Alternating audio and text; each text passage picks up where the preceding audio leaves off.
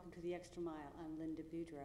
Our guest today is Jessie Guidry. Jessie is the marketing coordinator for Vermilionville, and we're going to find out what's going on over there. So Jessie, welcome. It's good to have you here. Oh, thank you. Thank you for having me. Now, I did use a short title. I called it Vermilionville, but Yes. what's the full title? Vermilionville Living History and Folk Life Park. And we call it that because why? Well, it's pretty much what it says. It is a living history museum. Vermilionville depicts a point in time between 1765 and 1890. So whenever guests enter, everything that they see is from that period in time, from the chairs that our artisans sit on to the artifacts that they'll find in the house.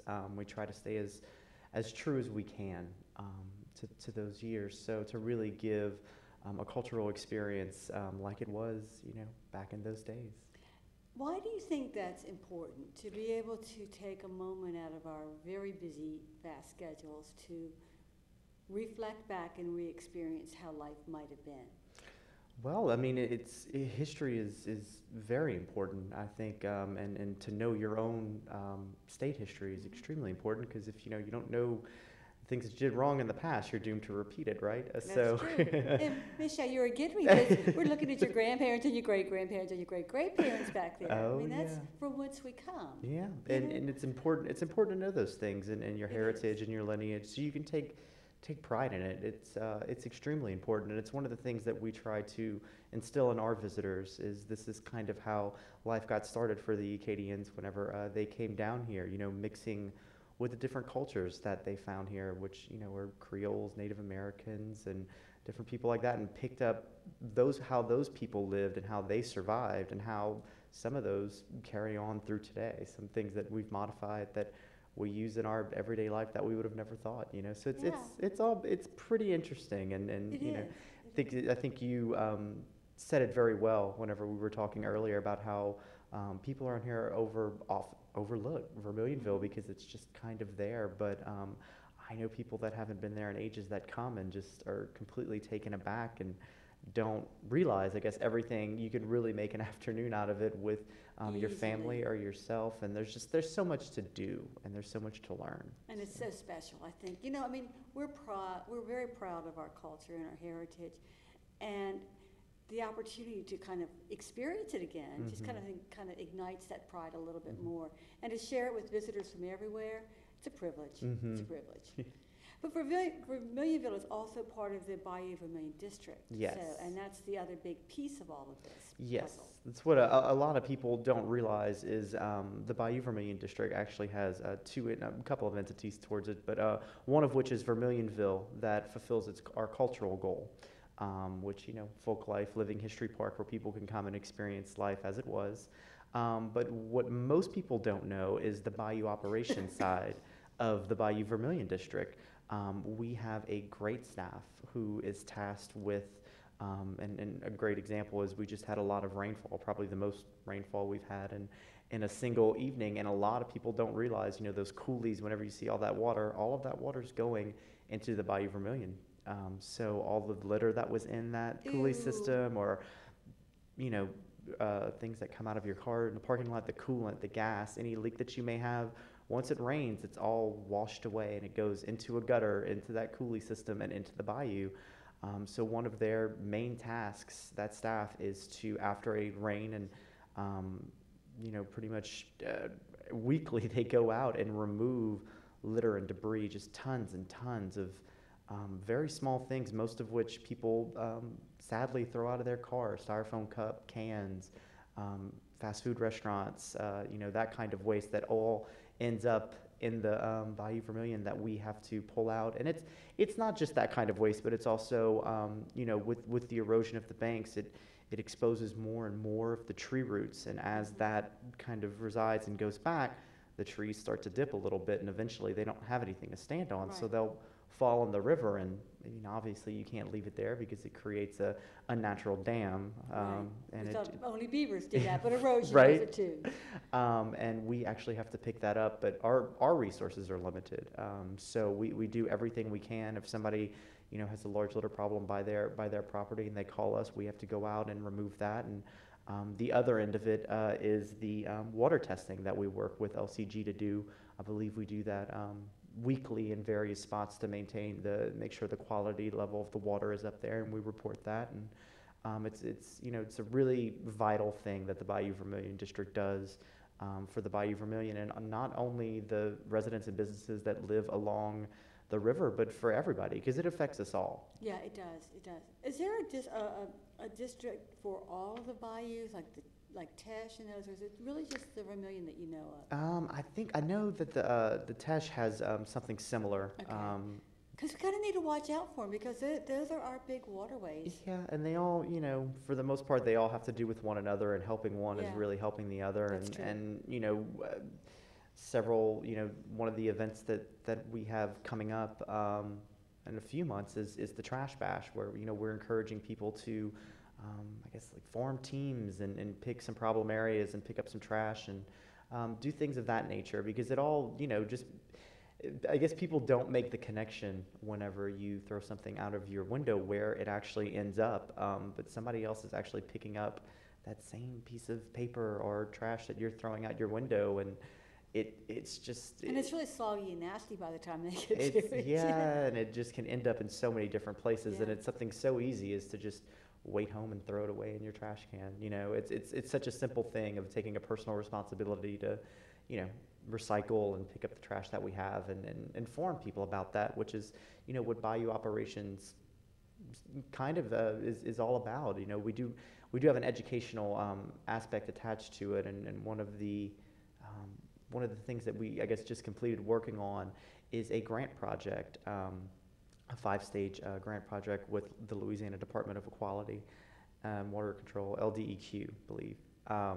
And they had 5 different stages of grant projects, one of which was a rain garden, which kind of educates you on the different types of native plants that we have around here that you could plant if you live along the bayou or a river, or if you have a retention pond, which is the next phase Right. of the project, where if you live in a low-lying area where you can kind of dig this man-made lake, if you will, for lack of a better word, and plant these native plants around there, and it actually becomes a habitat for wildlife while catching all of this rainwater and allowing it to do what it needs to do, which is dissolve into the ground or evaporate in the air, get rid of all those toxins to where you just have some really decent water for people. Yeah. What neat ideas. I had no idea So you were doing simple. all these. I Yeah. mean, and all this is tied in together. With the same mission overall. What is the overall mission, Jesse? Well, the overall mission of whenever the Bayou Vermilion District was, I guess, enacted in 1984 by the state of Louisiana and Lafayette, it was a mandate to improve the water quality and to beautify the Bayou Vermilion in Lafayette Parish. And as we know, I mean, that includes a large chunk Yeah. of area. So, and another part of that mission was a cultural one, and that's where Vermilionville kind of came out of. And so there were some people with vision back in the 80s that Yes. really worked hard to make this happen. Yes, They really it was did. a long time coming, and Vermilionville, the Bayou Vermilion District was formed in 1984, and it wasn't until April 1st, 1990, when Vermilionville was founded. So it took them a little time, but now it's been in existence for well over 20 years. And I'm going to get back to Vermilionville in a minute, but I want to follow up just one more thing very Absolutely. quickly on the district, and that is about the trash again, because I didn't think about it. I bet you a lot of people don't either. That it really is important that we just take that extra second and not throw that trash out. I mean, really, why do that? yeah, it's like again, like I said, it's a matter of personal responsibility. And while it makes perfect sense to you and I, some people just they don't have that either, because they don't. It's hard for me to say they don't know any better. They're just but not thinking, maybe, yeah, they're just not thinking. they don't make a connection between what goes out the window and where it ends up and how it Yeah. affects, essentially the river. Because I mean, that had a lot to do with shaping what our culture is, It and is. who This we was are. I mean, Vermilionville when we before, started. yeah, and that- when before we had I-10 or roads, I mean, the river was the main source of transportation for people, and just to kind of cast it aside as like, oh, well, people use it for recreation. It's still a large part of what our culture is and what it means to us. Our Vermilionville is located alongside the Bayou Vermilion, and we take great pride. We try to, with the grant projects and with the other things, we try to be very environmentally responsible with everything that we do, and kind of take a look at things like we have to set an example If you for don't, people. if you don't, then Yeah. we have another set of problems, you know, because we're going to look to you for how to do it right. Yeah, and we also have a lot of great partners with the city, and we have a lot of resources out there to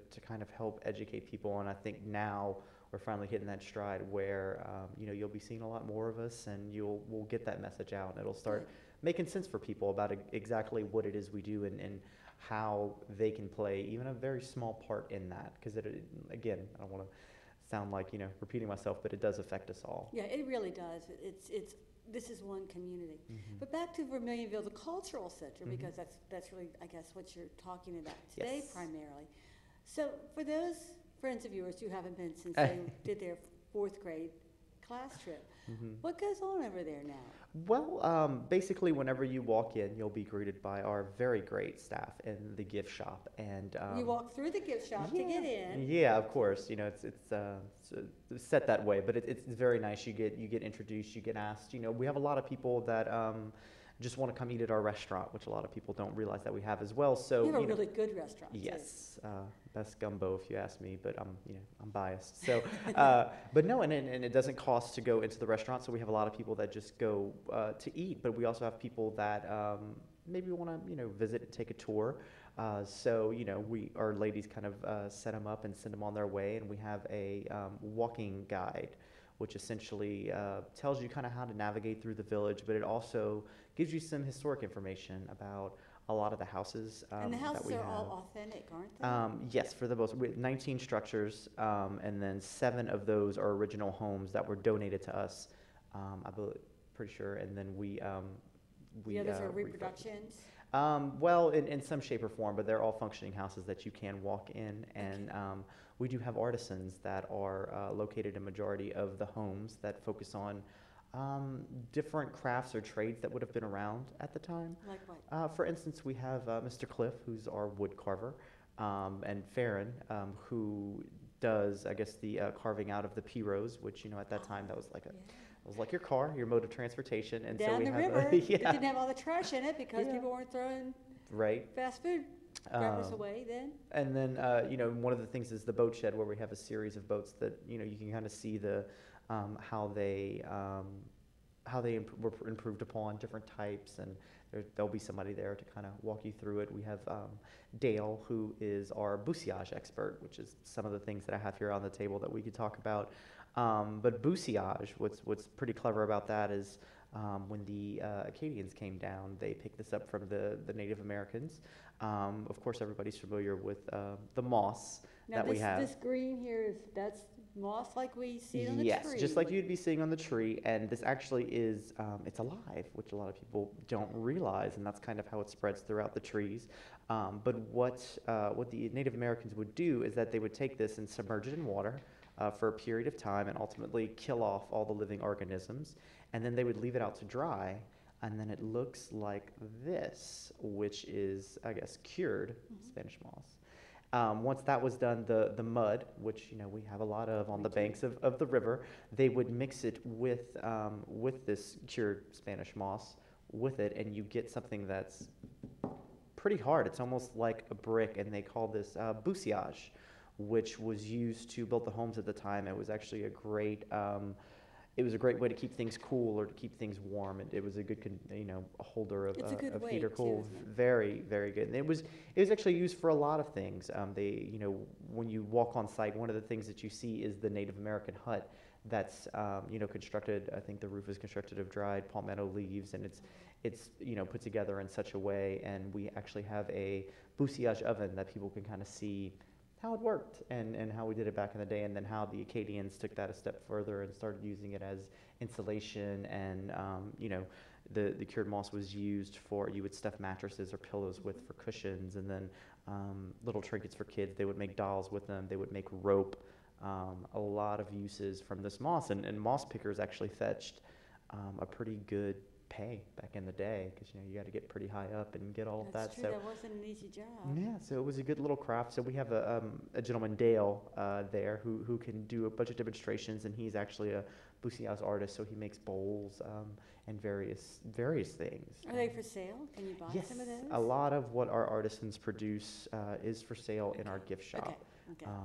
We have. It gives it a little more meaning, don't you think? It does. You see you make it, and then you go and you can Mhm. purchase it if you like it. Yeah, and it's handcrafted, which is always Yeah. great. Supporting Yeah. local artisans Exactly. is good. Exactly. And then we have a lady that does some really beautiful corn husk dolls, which were another little trinket of back in the day for kids to play with before there was like Barbie dolls and whatnot. So The old dime dolls. yeah, Do you still so have the it's blacksmith? sale. We do. We do have the blacksmith shop, and then we have our the blacksmith artisan that's there to do different demonstrations. It just depends on any day of the week what artisans you're going to get. They have a different schedule, but later this month we're actually going to have 10 of them in the village for a period of a week.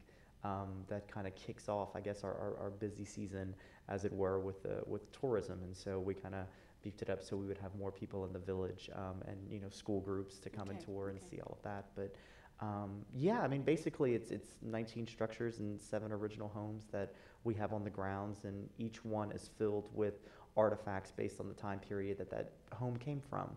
And the artisan inside kind of tells the tale, and very. And they dress in costume. Oh yes, everything is very, very authentic from that time period. We have a great group of volunteers, the Friends of Vermilionville, who they meet once a month, and they get together and do things like make these costumes and help plan events and offer support in that regard. So I mean, couldn't do it without them. They're Oh, great. and they love it. I They're a know great they- bunch of they ladies. love Yeah, it, they're really great. Because it's kind of fun to do that reenacting. It kind is, of it thing. is. And they also, a lot of them are tour guides and Yeah.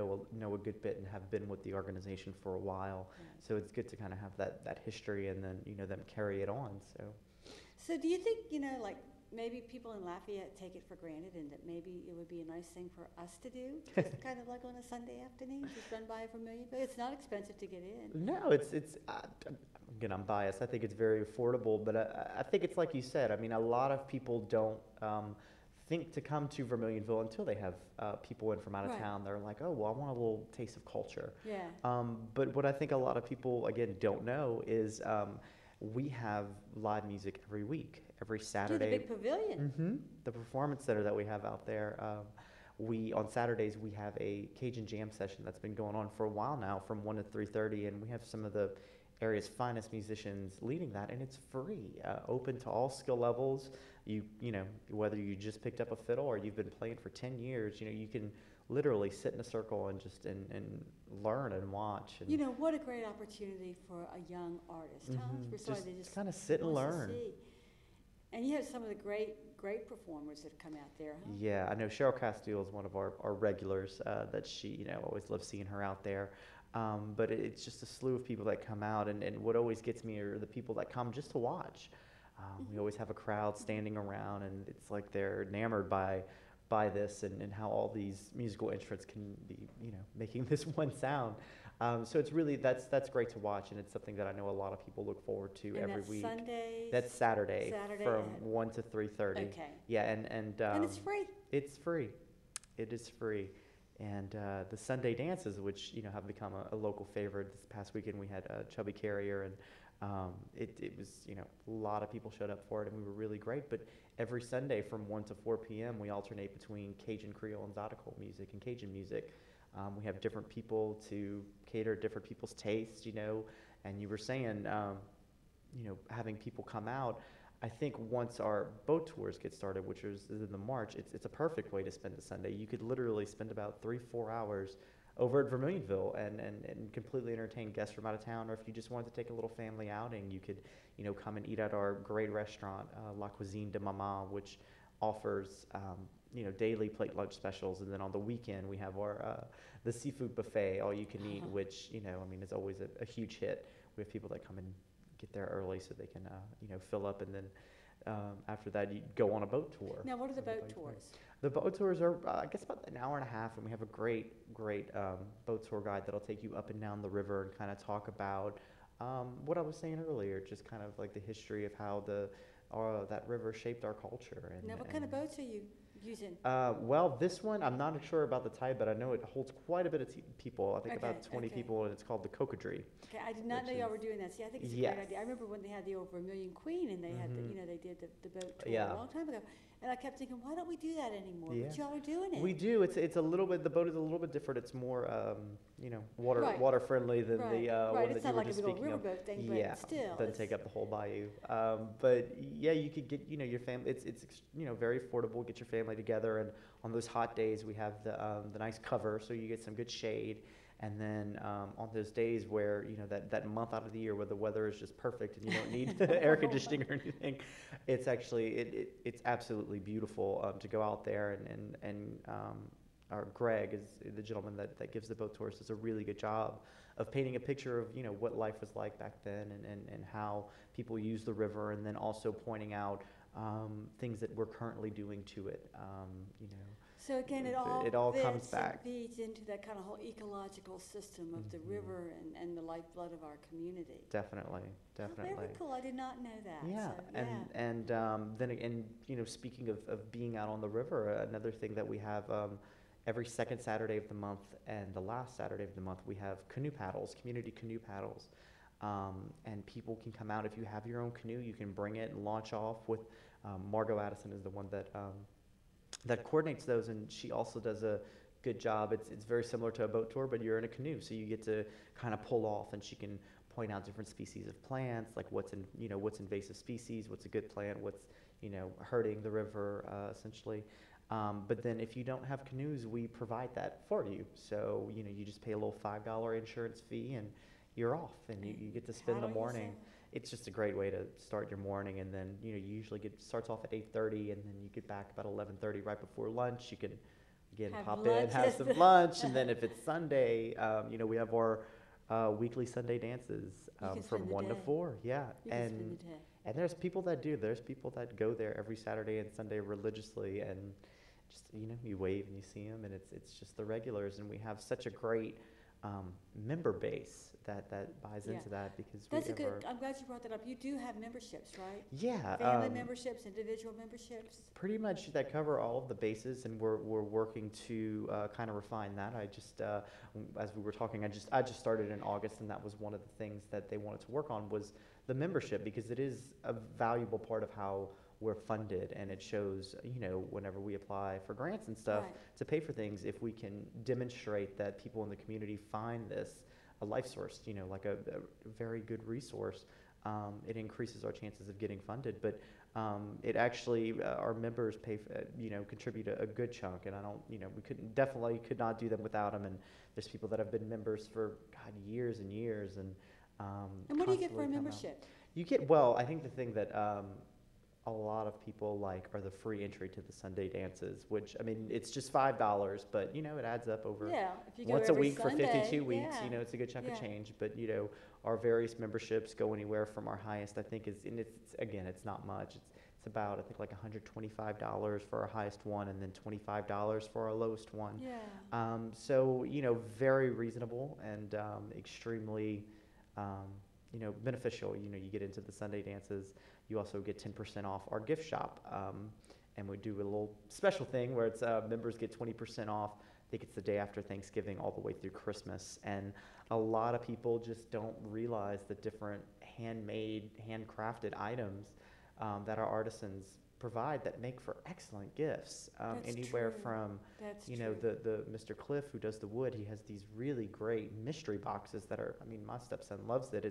It has a master key, and then you open it, and it's essentially a drawer, but then there's another secret compartment so you can hide your trinkets or whatever. So that's fun. And then we have a lot of seamstresses, people that they make purses, bags. We have, like I mentioned, the Cornhusk styles, a little nativity set of the Cornhusk styles are always very popular around Christmas, And this is all being done by local people that live here. This is our home, this is our community. And so it really is about supporting all that, isn't it? Absolutely. I mean, it's no different than somebody that, paints and you hang it on the wall. It's just a different kind of medium, which is, Exactly. So do you have trouble getting artists to come out, or people just kind of come up and say, "Hey, look, I'm good at this. I want to share." It's really funny how it works. I mean, at least since I've been there, it seems like when somebody is, and it's always sad to see people go, but it's nothing's usually because forever. they're moving. It's not Yeah, because they're. yeah. That's the Nothing's fun forever, thing. we know People that have been there for have pictures that are from way back, so they've been there a while, and it's like when they do have to go, they're very sad to go, but they usually make it back to us. But when one person, it just kind of works out to where when one person leaves, another person kind of comes and takes its place like it was meant to be. So and it probably was. yeah, and We're almost out of time, but I want to say very quickly, where is Vermilionville? oh, Vermilionville, we're located at 300 Fisher Road, which is right across from the airport off of Surrey Street. And then if you have any questions, our website, vermilionville.org, we have a calendar of events listing on the right side. So if you want to see who's playing for the Sunday dances or who's hosting the jams or, any of the events that we have, and a lot of them are free and family friendly, just, please visit, give us a call. We'd love to hear from you. Sounds like a plan. Thank you so much, Thank Jesse. you for having me. And thank you for watching The Extra Mile.